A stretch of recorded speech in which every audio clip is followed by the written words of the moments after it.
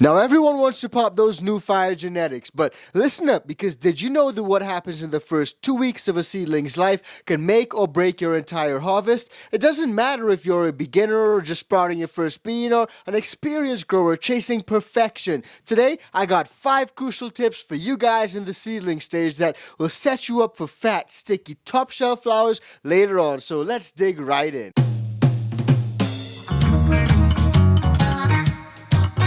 Now tip number 1, guys, is a common one: watering. Less is more. Keep that in mind. Less is always more. Seedlings don't need a whole lot of water, and overwatering is the number 1 killer of young plants. And I'm not just talking canna plants. Now when you see your leaves droopy or slowed growth, it's often because those roots are suffocating in that soggy, moist soil. So here's the pro move. This is what you guys need to do. Instead of dumping cups of water into your pot, use a spray bottle or even a syringe, and that'll slightly moisten the top inch of the soil, and that'll help you to avoid any overwatering issues.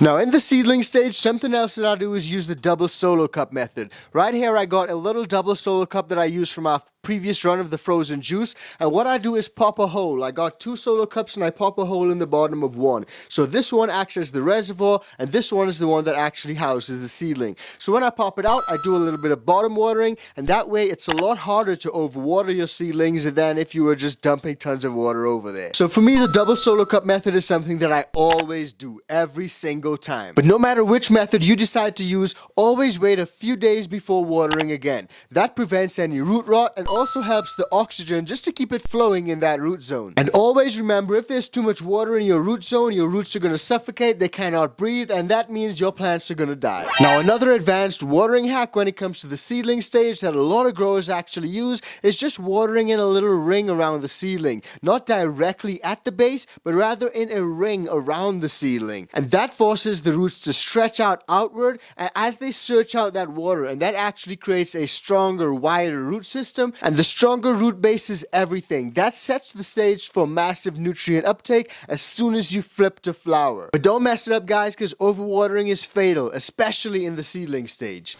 Now tip number 2, guys, is light positioning and intensity. And obviously these little bulbs are not what you want to be using, but also you don't want to be using a massive LED light that's gonna fry your seedlings. You can use something small, something really small and simple that's actually meant for seedlings. Like this little light that I got, this is really unique, this is really useful, and because it's not too powerful, I can actually place it on top of my humidity dome when my seedlings are in there and I don't get any light burn at all. Now yo, seedlings stretch like crazy, especially if your lights are too far away or if they're just too weak, and that's why these little CFL bulbs or these little bulbs are not ideal at all. And a lot of times that weak, lanky growth is almost impossible to fix later on. And a lot of times if your seedlings get really stretchy, they can be fixed with a little bit of backfill, but if they're just overall really weak and lanky, then you have a little bit of a problem because those seedlings are not exhibiting their strength, and what you really want is some really strong seedlings. So for me, what I usually try to do is to keep these LEDs around 18 to 24 inches around the canopy, especially if I'm using more powerful ones. If I got LEDs with those little dimmers, then I'm gonna use that dimmer and turn it down so I don't fry my seedlings. I mean, it's crazy. But that said, if you guys are using CFLs like these little bulbs or some weaker LEDs sort of like this one, then you can put them a little bit closer. You can actually put them a lot closer than if you're using some really high intensity lights. Now here's a pro tip, guys. Don't just guess what your light intensity is coming out of those fixtures. You want an actual good measurement. A cheap lux meter app on your phone can actually get you into the ballpark, and there are a lot of other meters that you guys can grab on Amazon that are really useful. But the point is that seedlings thrive at about 5,000 to 7,000 lux, or about 200 to 400 ppfd. So a lux meter, a par meter, these things will really help to put you guys in the range. And that range is literally the sweet spot that fuels your growth without frying your delicate leaves. If you notice a little bit of those leaf edges starting to curl upwards, then your light's a little bit too intense. So just raise it a little bit or reduce that dimmer a little. Now number 3, guys, is airflow. Airflow and stem strength. And these are really important, especially when it comes to the seedling stage, because your seedlings can become really wimpy and just topple over, and that's not ideal at all. So airflow and stem strength is actually pretty underrated. Gentle breeze early on just with a little oscillating fan can actually help to prevent any mold. It keeps the surface of your leaves dry, but it also strengthens your stems. And think of it this way, without airflow, you're basically raising a tiny flimsy plant that will pretty much collapse as soon as it heads into flower and gets a little bit of weight on those buds later on. And this is a great point, because have any of you guys ever grown any ladies without using any oscillating fans whatsoever? You guys would probably find out that they literally have like zero strength, and also they just seem a little bit flimsy, floppy, and if you were to move those ladies around, those buds will not stand straight at all. They will flop all over, and again, that's not ideal. It'll cause a lot of problems later on in flower. And thankfully, this is a really easy fix, because all you need to do is grab a little oscillating fan, place one of those in your grow tent, and if you're in the seedling stage, you don't even have to have it super high. You can have it on the lowest setting, because you don't want to blast your seedlings either, because windburn is a real thing. I've actually got some videos on the channel earlier on when I was blasting my plants with a massive fan, and everyone was like, yo, is that a hurricane or a tornado in your grow tent, Matt? What's going on? So don't blast the seedlings. You just want a little bit of a wiggle, a light wiggle in the stems. And guys, trust me, because that little wiggle, that little bit of wind stress will actually pay off big time, because that movement actually signals to your plant to reinforce its stalk with that extra cellulose and lignin. At least I think I pronounced that right, Lignin. But basically think of it as weightlifting for your plants. The result is thick, strong stalks that can support monster flowers without snapping. You're really doing some bodybuilding to put on those muscles. Next up, guys, you really want to dial in that environment, and that's where one of these little critters come in super handy. A thermometer, a hygrometer, these things help you to dial in exactly what's going on. But you got to dial in that environment, especially in the seedling stage, guys. Seedlings are like newborn babies. They need a stable environment. Keep your grow temps between about 72 to 78 degrees Fahrenheit. That's about 22 to 26 degrees Celsius. And your humidity, you want it about 60 to 70%. So right here, we're at about 60%, so that's ideal. And that actually mimics the springtime conditions when your plants naturally sprout. And again, guys, this is an easy tip that can level up your grow. Grab one of these cheap hygrometers or thermometers, and a lot of times they come with the combo where you actually get the temperature and the humidity. Some grow tents also have environmental controls which allow you to set the RH and the temps in your grow tent. But I also highly recommend getting one or two of these and popping them into your grow space. It'll really help dial in those environmental conditions. Alright y'all, now personally I've lost tons of beans in the germination stage, and that's why I use the Qualtrips Germination Booster. Not only does this help to boost my germination rates, but it also helps to protect against pathogens, viruses, and any of those types of diseases that actually cause the damping off issue. And you guys know damping off can be fatal for your little baby seedlings. So for me, I take any opportunity I can get to get a little bit of a boost, and the Qualtrips Germination Booster is just that. It definitely puts me ahead of the game. So give it a try. Use the code icanthc. It'll give you a nice little discount, but it'll also help to boost your germination rates, and most importantly, help strengthen your seedlings throughout that seedling stage. So give it a try. Alright y'all, and here's a pro tip. You want to start those seedlings under something like this, a little humidity dome.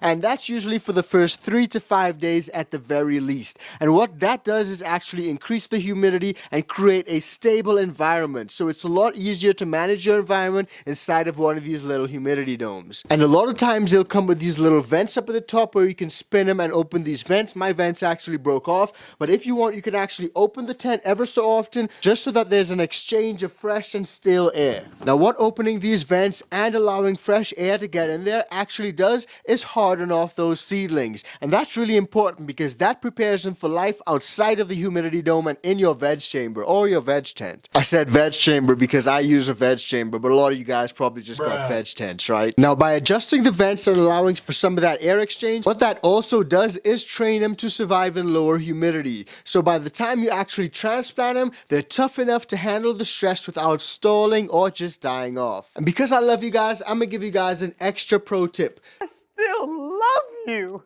seedlings hate temperature swings. If your grow tent swings about 10 to 15 degrees between the day and night times, then you're actually slowing down the growth of your seedlings and causing more problems than good. So try to keep it stable. That's the name of the game. Now I know it can be difficult to actually find a place for these big humidity domes sometimes, and that's why you can actually use some of these smaller ones. I actually got this one at the garden store, and it's a really small mini humidity dome. It's a lot smaller. It's a lot smaller than this one, but it serves the same purpose. It just doesn't have any of those adjustable vents over top. And guys, humidity domes are super cheap and super useful, so definitely grab them and give them a try. Now, it's painful losing genetics, and that's why we're dropping some of these tips for you guys. But when it comes to fire genetics, guys, join the iCan VIP Bean Club. We got fire genetics going out to VIPs all the time, and I don't want you guys to miss out. And plus, we had a recent drop. This is the Fem line, the Jelly Berry, and this is exclusive, limited to 62 packs. So if you guys haven't grabbed these, grab them before they're gone. This one did not go out to VIPs, so if you're in the VIP club, make sure to grab it, because when it's gone, it's gone.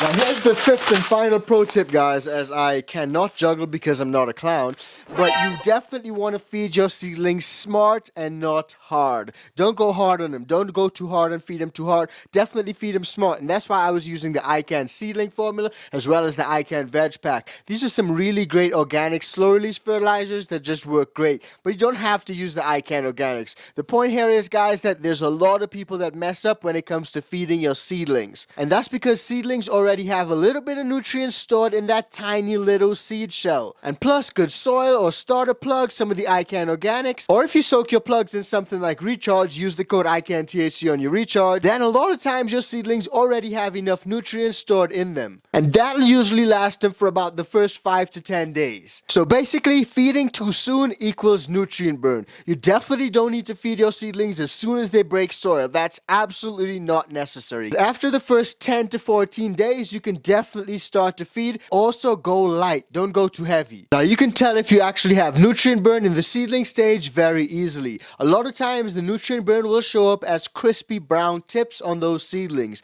And because those seedlings' leaves are so small, it's really noticeable. And you'll probably be like, what the heck is going on? So here's the beginner rule when it comes to feeding. Don't feed until the first set of true leaves actually appear. And those are the ones after the round cotyledon leaves. I'm not talking about the little cotyledons. Once your first set of leaves are fully developed, then you can start off with quarter strength nutrients. Or you can just use something like the iCan veg pack, because this breaks down slowly over time and you don't need a whole lot. Use the code icanthc and you can grab the bundle, and it will definitely save you a lot of headache and stress in the garden. Now, if you're in cocoa or soil, things might be a little bit differently, and in those situations, it's really important to feed a little bit earlier, but still lightly. Because in cocoa and in hydro, those are inert mediums. And a lot of times you'll need things like CalMag in cocoa, but also you can add things like beneficial microbes, mycorrhizae, and root stimulators. These also work great. These things supercharge your root development and also set you up for a faster veg period. And that's why things like the Recharge and the iCan Organics are so great. Recharge is a great microbial inoculant, but the iCan Veg Pack and Flower Power also got those beneficial bacteria boosts in there. So don't snooze on them. They play great together and your plants will love them. But no matter what you use, guys, a strong microbial colony around the roots also helps to buffer against any mistakes later on,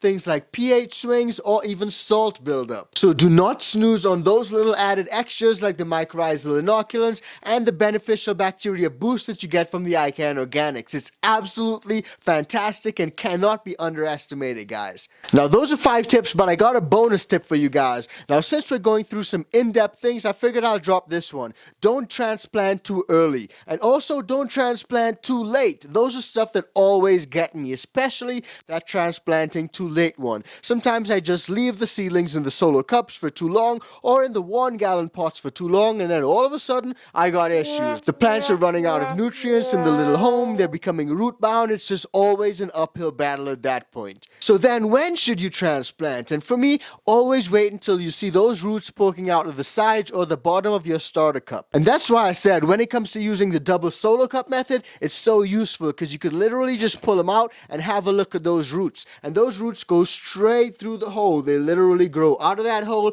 and there's no issues when it comes to transplanting. You could pop them straight out. Those roots are not being ripped, burst, or affected, and it's so easy to transplant. So definitely try that double solar cup method, guys. And don't transplant too early because a premature transplant can stall your growth for a week or more. But also don't wait too long because at that point the plant is root bound and it'll pretty much be an uphill battle from there. Understand and follow simple rudimentary instructions. Now, if you're in something like solo cups, you can wait until your seedlings are about 3 or 4 nodes tall and showing steady daily growth before you actually transplant them. And that's it. Those are the 5 essential tips plus a little bonus that will make or break your harvest during the seedling stage. The seedling stage is super important. If you cannot get past the seedling stage, you're definitely not making it to flower, fam. So water smart, manage your light, add airflow, stabilize the environment, and feed correctly. It's all about the genetics, so join the iCan VIP Bean Club, and you'll be amazed at how strong your seedlings can start and explode into veg. Now, if you learned something today, smash that like button, share your own seedling hacks and tips in the comments down below,